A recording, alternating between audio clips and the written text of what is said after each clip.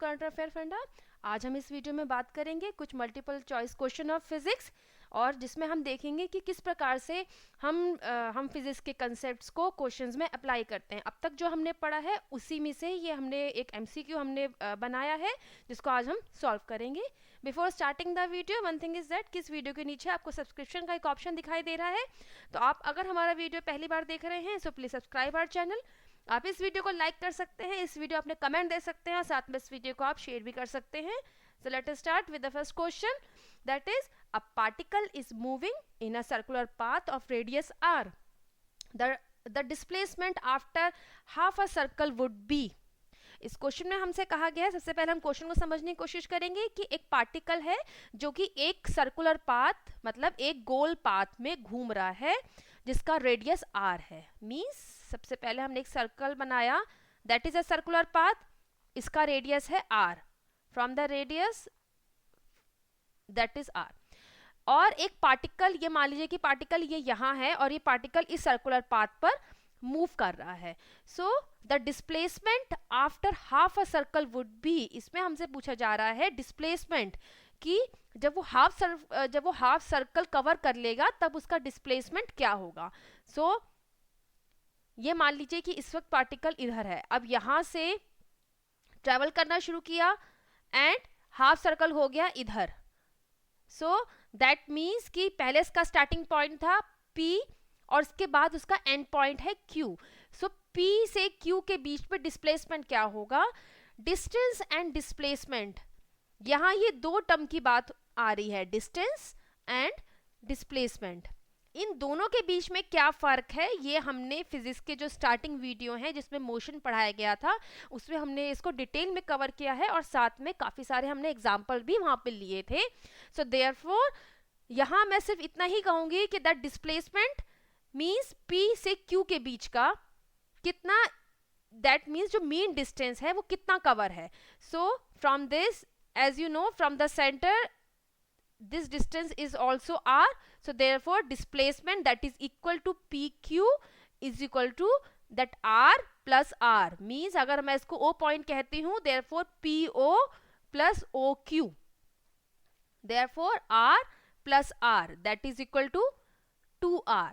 So that is the displacement. So answer of this question is b, that is the answer. अगर distance की बात की जाए कि कितना डिस्टेंस कवर किया है, that is this thing, from this is the distance covered. So here distance जो कि नहीं पूछा गया है, that is equal to 2 pi r upon half. 2 pi r is a circumference of the circle, उसका half, that is the distance covered. But the displacement जो हमसे question में पूछा गया है दैट इज कि उसकी पोजीशन में क्या चेंज आया, and that is given bye PO plus OQ means R plus R। So answer is 2R. So answer of this question is B. A boy is sitting on merry go round. Merry go round एक झूला जो गोल गोल घूमता है, एक circular path वो move करता है, circular path में चलता है, वो एक लड़का उस पर बैठा हुआ है, which is moving with a constant speed, और वो जो झूला है वो कांस्टेंट स्पीड के साथ, that is 10 metre per second की स्पीड से वो झूला चल रहा है जिसपे वो लड़का बैठा है। अब हमसे पूछा जा रहा है कि this means that the boy is at rest. No, अगर झूला चल रहा है और बॉय उस पर बैठा है मीन्स बॉय भी उसी स्पीड के साथ, कांस्टेंट स्पीड के साथ मूव कर रहा है। So this can't be the answer. Moving with no acceleration, this, ये आंसर भी गलत है। इसका जो सही आंसर है that is the C, means जब भी कोई बॉडी किसी सर्कुलर मोशन में होती है वो उस मोशन को हम एक्सेलरेटेड मोशन कहते हैं।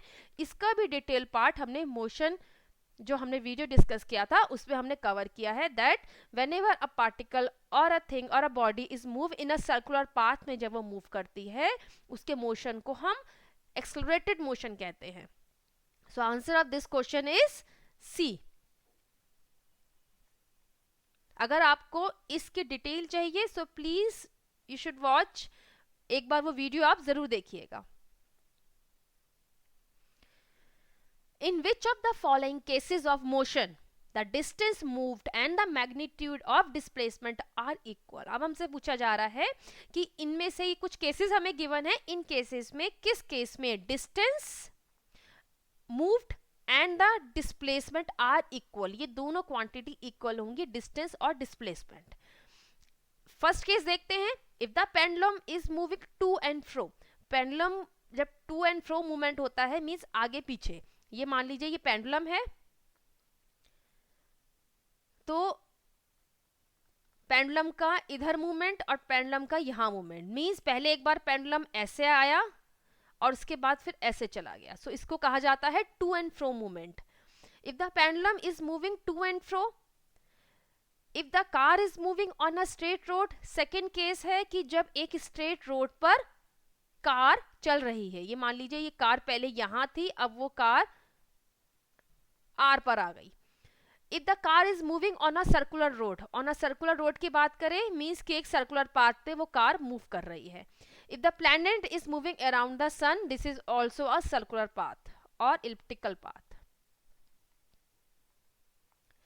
सो इन सब केसेस में आप देखिए डिस्टेंस और डिस्प्लेसमेंट का जो मेन डिफरेंस होता है कि मींस डिस्टेंस होता है कि उसने कितना पाथ कवर कर लिया, और डिस्प्लेसमेंट होता है कि उसकी इनिशियल और फाइनल पोजीशन के बीच में कितना डिफरेंस कितना है, दैट इज द डिस्प्लेसमेंट। सो अगर जैसे कि हम एक सर्कुलर पाथ का मैं एग्जांपल लेके यहाँ समझाती हूँ कि अगर मान लीजिए कि अगर कोई बॉडी इस वक्त यहाँ है, इस पॉइंट पे है, मान लीजिए ये पॉइंट है ए, सो इस पॉइंट से लेकर जब वो ये डिस्टेंस कवर करती है और अगर दोबारा इसी पॉइंट पे आ जाती है means again it will come at the point A, इसका मतलब है कि डिस्प्लेसमेंट इस केस में जीरो है। वो अपनी जगह से, वो अपनी जिस जगह से चली थी, जिस पॉइंट पे वो बॉडी ने मूव करना शुरू किया था, वो उसी पॉइंट पे पूरा डिस्टेंस कवर करके वापस आ गई, that means displacement in that case is zero. While जो डिस्टेंस कवर्ड होता है that is the circumference of the circle, कि उसने इतना डिस्टेंस कवर कर लिया, दिस इज द सर्कमफ्रेंस। इस सब का डिटेल चाहिए तो आप एक बार मोशन का वीडियो आप देखिएगा। सो देयरफॉर इस कंसेप्ट के बेस पे हम कहते हैं कि the answer of this question is B, that is if the car is moving on a straight road. जब कार एक स्ट्रेट रोड पे मूव करेगी तो उस केस में मान लीजिए कार पहले पी पॉइंट पे है, पी पॉइंट से मान लीजिए इसने 10 किलोमीटर का डिस्टेंस कवर कर लिया। सो जब ये इसकी फाइनल पोजीशन है आर, जब ये आर पर आए तो वहां पे उसका डिस्टेंस कवर इज 10 किलोमीटर, और साथ में इनिशियल और फाइनल पोजीशन के बीच का जो डिस्टेंस है, जो डिफरेंस है, that is also the 10 kilometre. So हमसे जो क्वेश्चन है पूछा गया है दैट इज कि इसमें से हमें वो केस बताना था जिसमें डिस्टेंस और डिस्प्लेसमेंट इक्वल हो। So this is a case of B, means कि जब एक कार एक स्ट्रेट रोड पे मूव कर रही है उस केस में डिस्टेंस और डिस्प्लेसमेंट दोनों इक्वल होंगे। So answer of this question is B.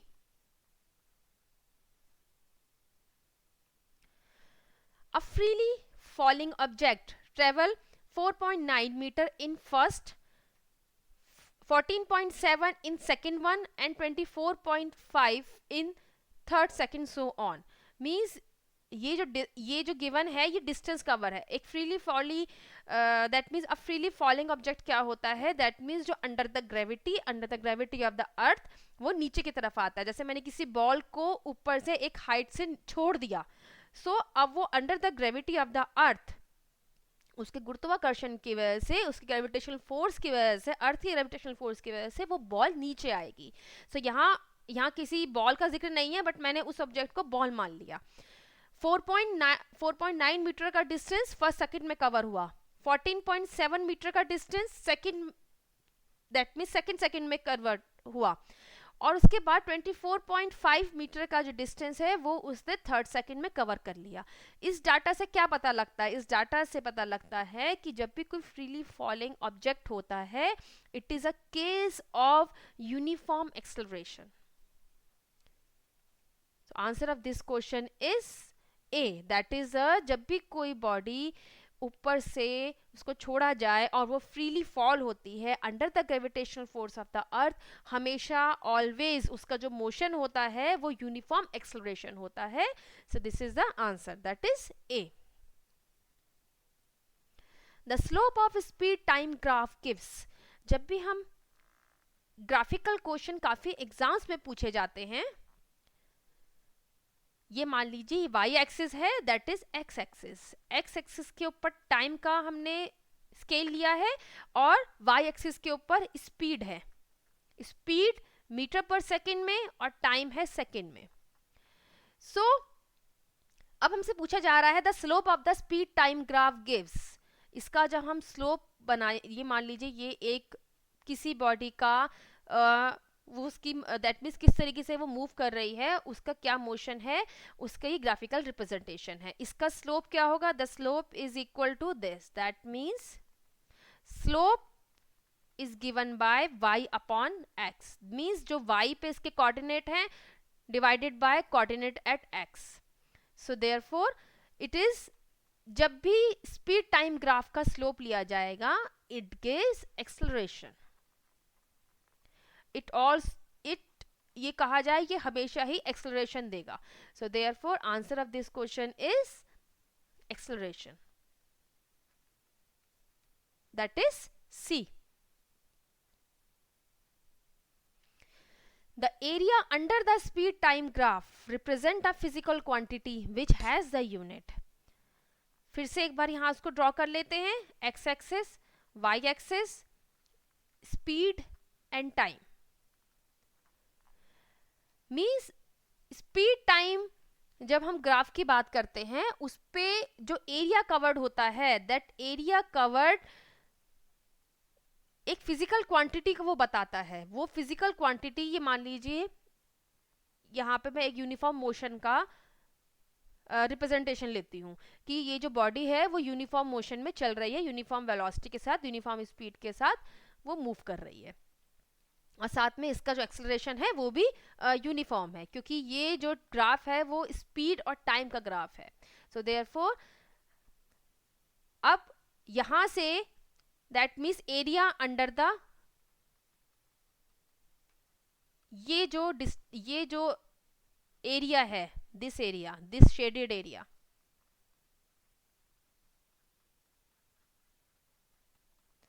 this shaded area gives the distance covered।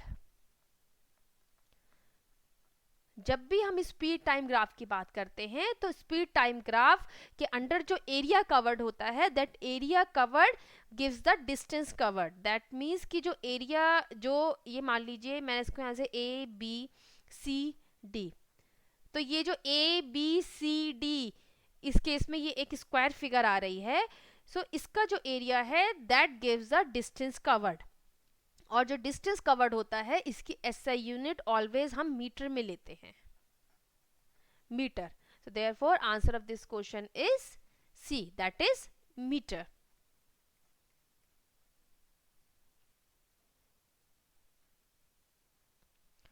A student draws a distance time graph for a moving scooter and finds that a section of the graph is horizontal line parallel to the time axis। सबसे पहले हम एक graph draw करते हैं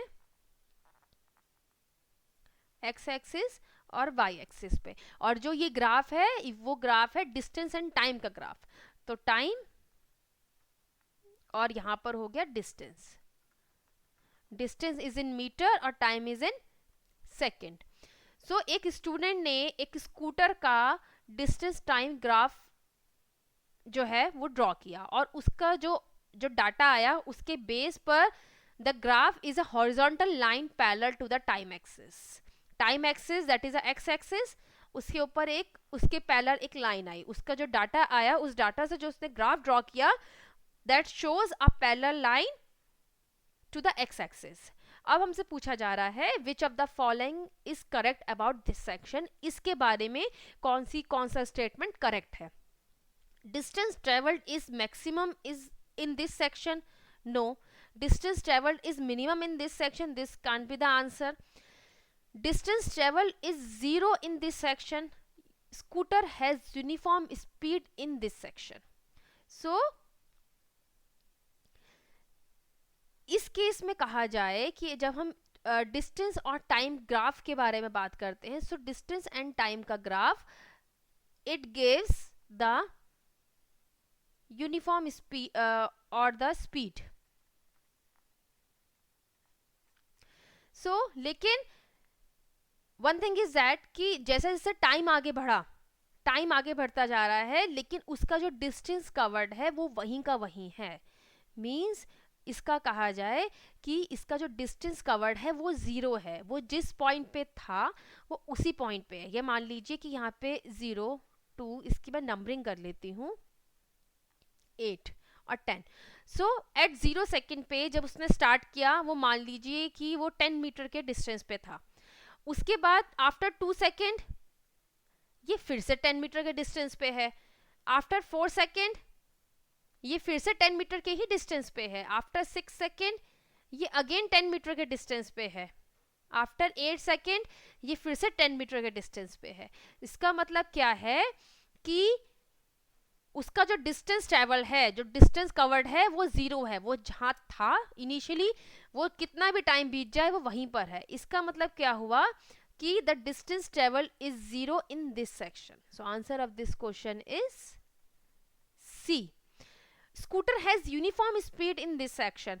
जब वो उसने distance travel ही नहीं करा है, जब वो वहीं का वहीं है, सो देयरफॉर उसकी स्पीड तो जब उसने कुछ ट्रेवल ही नहीं करा तो उसकी स्पीड क्या होगी, कुछ भी नहीं. मीन्स कि वो जिस पोजीशन पे इनिशियली था वो फाइनली उसी पोजीशन पे है. That means distance travel is zero in this section.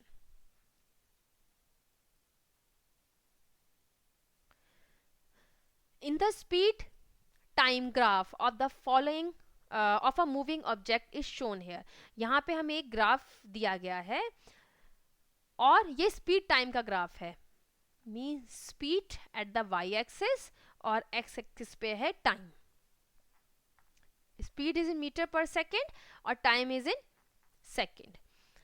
shown here the part which indicate uniform deceleration of the object is. before starting the question यहाँ पे इसकी नंबरिंग एक बार आप नोट कर लीजिए, P Q R S and T. सो ये point है S, ये R है, ये Q है, ये P है और ये पॉइंट T है. इसमें से कौन सा पार्ट क्या इंडिकेट करता है? PQ, that PQ indicate the uniform speed. ये यूनिफॉर्म स्पीड को शो करता है. P that QR it shows the acceleration. ये एक्सेलरेशन को शो करता है. मीन्स यहाँ पे जैसे जैसे टाइम बीता स्पीड बढ़ गई. सो therefore this QR shows the acceleration. PQ shows the uniform speed. Uniform speed का मतलब है, इससे पहले जो हमने क्वेश्चन देखा था उसमें y एक्सिस पर डिस्टेंस था, और x एक्सिस पर टाइम था. इसलिए मैंने कहा था कि वहां पे डिस्टेंस कवर्ड जीरो है, यूनिफॉर्म स्पीड वहां पे कोई मतलब ही नहीं होता, क्योंकि जब उसने मूव ही नहीं करा है. So therefore there is that means need की कोई मीन्स की कोई यूनिफॉर्म स्पीड की कोई बात ही नहीं हो सकती. बट इन दैट केस, अगर हम इस केस के बारे में बात करें तो y एक्सिस पे स्पीड है और x एक्सिस पे टाइम है. मीन्स जैसे जैसे टाइम आगे बढ़ रहा है उसकी स्पीड, उसकी जो स्पीड है वो एक यूनिफॉर्म स्पीड है, मतलब एक जैसी स्पीड है. जैसे टाइम बढ़ रहा है स्पीड वही की वही है. Means this is a case of uniform speed. QR it gives a acceleration. जैसे टाइम बढ़ा उसकी स्पीड बढ़ी. RS it indicate the D acceleration. ये शो करता है डी एक्सेलरेशन. जैसे जैसे टाइम आगे बढ़ रहा है वैसे वैसे इसकी स्पीड कम हो रही है. ये ग्राफ उल्टा आ रहा है. And ST again represent the uniform speed.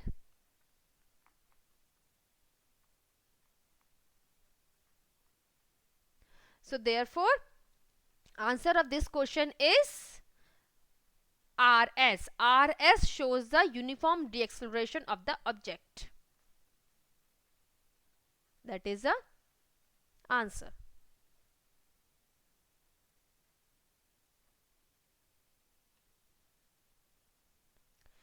Four cars are moving on a straight road. Their distance time graph is given. Which of the following statement is correct? That is a distance time graph. So distance time graph always gives us the speed और the velocity. वो हमेशा हमें जो distance और time का graph है वो हमें वेलोसिटी देता है। So before starting the question, इसकी अब नंबरिंग, इसका जो नेमिंग है वो देख लीजिए। ये जो है वो ए का है, this graph represent the B की स्पीड को दिखाता है, ये सी की स्पीड को दिखा रहा है, और ये डी की स्पीड को दिखा रहा है। सो जैसे कि इस जो ग्राफिकल रिप्रेजेंटेशन है, इससे हमें सबसे पहले स्पीड का आइडिया लेना है। सो पहले हम बी की बात करते हैं। बी का देखिए कि 2 4 6 8 0 एट 0 टाइम पे उसका डिस्टेंस 0 था। 2 पर एट 2 सेकेंड पर उसका जो डिस्टेंस है वो दैट मान लीजिए कि इतना है। एट 4 पे उसका इतना हुआ। मीन्स देखा जाए तो जो डिस्टेंस कवर्ड है एट टाइम, जैसे जैसे टाइम बढ़ रहा है वैसे वैसे डिस्टेंस कवर्ड बी का सबसे कम है। इसका मतलब है कि बी की जो वेलोसिटी है, बी की जो स्पीड है वो सबसे कम है। अब हम आते हैं ए के बारे में। जैसे जैसे टाइम आगे बढ़ रहा है, ए का जो डिस्टेंस कवर्ड है वो बी से ज्यादा है।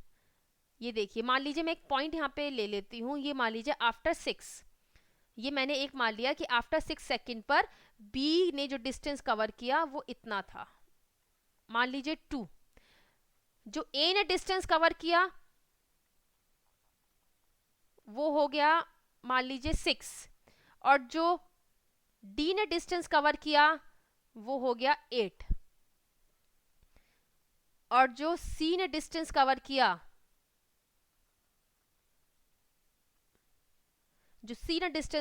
वो सबसे ज्यादा था, ये मान लीजिए ये 12 है। तो इससे यहां से पता लगता है कि बी ने जो डिस्टेंस कवर किया वो 2 है, वो 2 मीटर का है। सेम 4 सेकंड पर ही ए ने जो डिस्टेंस कवर किया वो 6, हम 6 सेकंड की बात कर रहे हैं, 6 सेकंड पे जो बी का डिस्टेंस कवर है वो 2 मीटर का है, ए का जो डिस्टेंस है वो 6 मीटर का है, डी का जो डिस्टेंस कवर है वो 8 मीटर का है, और जो सी का है वो सबसे ज्यादा है, दैट इज 12 मीटर। यहाँ मैंने जो नंबरिंग ये ली है ये मैंने अपने आप से ली है, यहाँ क्वेश्चन हमें ऐसा कुछ गिवन नहीं है, सिर्फ इसको बताने के लिए कि किस तरीके से हम इसका अंदाजा लगाते हैं। सो देयरफॉर देखा जाए तो बी की स्पीड सबसे कम है, ए की स्पीड उससे ज्यादा है, फिर आती है डी की स्पीड, उसके बाद सबसे जो मैक्सिमम स्पीड है वो सी की है, दैट इज द स्पीड का मैंने एक इसका रिलेशन निकाल लिया। सो अब हम इसके स्टेटमेंट पे आते हैं। Car A is faster than car D. Car A is faster than car D, no. Car C is the slowest, यहां देखिए car C is the fastest, so therefore this statement is also wrong. Car B is the slowest, yes car B is the slowest, इसकी speed सबसे कम है।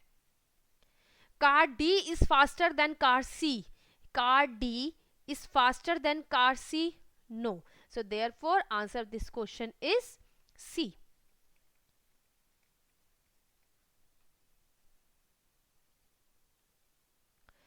A bus increases its speed from 36 km per hour to 72 km per hour in 10 seconds. Its acceleration is इसमें हमें A हमसे पूछा गया है, that is the acceleration. वो बस की जो इनिशियल स्पीड है, जिस आरंभिक वेलोसिटी, दैट मीन्स किस स्पीड से शुरुआत करी थी, वो है 36 kilometre per hour. V final velocity और final speed is given 72 kilometre per hour. हमसे पूछा जा रहा है, साथ में हमें टीवी गिवन है, दैट इज 10 सेकेंड। अब हमसे पूछा जा रहा है ए, दैट मीन्स हमें इस क्वेश्चन में एक्सेलरेशन बताना है। जब हमने मोशन के वीडियो को डिस्कस किया था उसमें हमने इक्वेशंस, 3 इक्वेशंस ऑफ मोशंस बताई थी, उसमें से एक इक्वेशन थी v is equal to u plus a t. यहां पर हम इस इक्वेशन को अप्लाई करेंगे। v हमें गिवन है, that is the final velocity और फाइनल स्पीड। u हमें गिवन है, that is the initial speed. a हमसे यहाँ पूछा जा रहा है और t हमें 10 सेकेंड गिवन है। So a can be find out from this equation.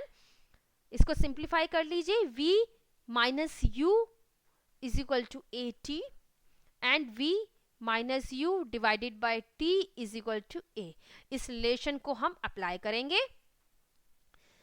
v minus u that means 72 minus 36 kilometre per hour. So answer आ जाता है 36 किलोमीटर पर आवर। अब यहाँ देखिए ये जो यूनिट है वो किलोमीटर पर आवर में गिवन है, और जबकि जो इसकी एसआई यूनिट होती है स्पीड की वो मीटर पर सेकंड होती है। मींस इसको हमें मीटर पर सेकंड में इसको कन्वर्ट करना है। सो देयरफॉर इसके कन्वर्जन के लिए 1 kilometre is equal to 1000 metre and 1 hour is equal to 60 into 60 means 1 घंटे में 60 मिनट होते हैं और 1 मिनट के अंदर 60 सेकेंड होते हैं। सो देयरफॉर टोटल आता है 3600 सेकेंड्स। 1 घंटे में 3600 सेकेंड होते हैं। इस कन्वर्जन का हम इस्तेमाल करेंगे। 36 इंटू 1000, अब इसको 1000 से मल्टीप्लाई करने में किलोमीटर मीटर में कन्वर्ट हो गया, और 3600 से इसको डिवाइड करने पर ये सेकंड में कन्वर्ट हो जाएगा आर। So therefore now it comes in metre per second में इसका आंसर आएगा, दैट इज कट हो जाएगा 36 से 36 होल सम कट हो जाएगा 10 metre per second. So this is the difference. अब इसको यहाँ सब्स्टिट्यूट कर दीजिए, दैट इज इस इक्वेशन में v माइनस यू हमारा 10 मीटर पर सेकंड आया है, डिवाइडेड बाय t हमें क्वेश्चन में 10 सेकेंड गिवन है, is equal to a। So answer आता है 1 metre per second square. So this is the answer of the question, that is D। With this we end our video. अगर आपको video पसंद आया है तो आप उसको लाइक कर सकते हैं, आप इसको शेयर भी कर सकते हैं, और साथ में हमारे चैनल को सब्सक्राइब भी कर सकते हैं। इसके अलावा अगर आप एसएससी सीजीएल और एसएससी सीएचएसएल की प्रिपरेशन कर रहे हैं तो आप एक बार उनकी प्लेलिस्ट पे जाके ज़रूर देखिएगा, जिसमें हमने काफ़ी सारे क्वेश्चंस पेपर प्रीवियस ईयर के सॉल्व किए हैं। And also bio and chemistry में भी काफ़ी एमसीक्यू टिल नाउ सॉल्व किए जा चुके हैं। तो अगर आपने उनको नहीं देखा है so please do watch this videos also. This are current affair page, this are Twitter handle link, और साथ में हमारे स्टडी ग्रुप का लिंक आपको डिस्क्रिप्शन बॉक्स में मिल जाएगा। Thanks for listening me, have a nice day.